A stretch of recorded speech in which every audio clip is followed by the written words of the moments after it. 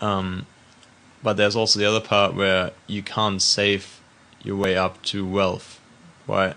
You also talk about that. Like, give us some insight on that. I think this is where you can kind of we can start talking about real estate later a bit as well. But yeah, just kind of start in that direction.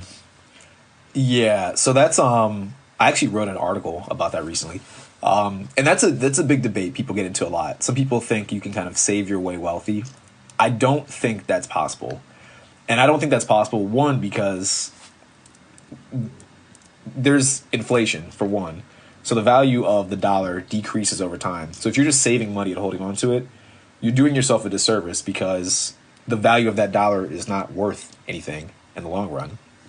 So when I was growing up, for example, what I was taught in different books that I read and in school, the few times school taught about money, was you put your money into a savings account, and then over time that savings account will build interest, and then the interest is good because that's additional money.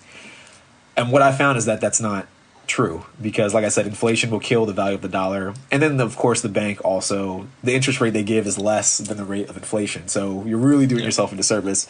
So what I typically suggest to people is don't save your way to wealth. You need to spend your way to wealth. And it sounds almost counterintuitive. Like, how can I make money if I'm spending money?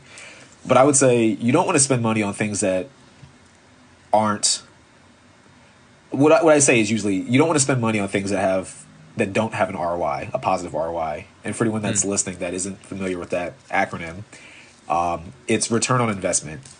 So some things you buy aren't going to make you more money. They're not going to do things that put you in a position to make more money. It'll make you lose money. If you buy some luxury clothing, no one really cares, in my opinion. So it's not going to give you money. It's not going to make you money in the long run. But if you buy real estate, for example, and I know I'm being biased, but if you buy real estate or a house, that can make you money if you use the house the right way. If you rent it out to people, if you are a landlord, you have tenants, you rent it out, that can make you more money. So you don't really, in my opinion, make money by just saving it, because money that's not being spent, I call it dead money. It's not moving, it's not going anywhere, and it's worse because it's losing value over time.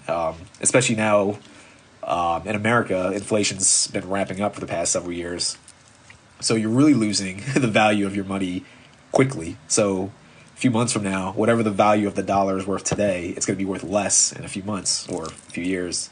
And if the trend keeps going, you'll see a lot of people in a worse position than they are today, even if they did nothing.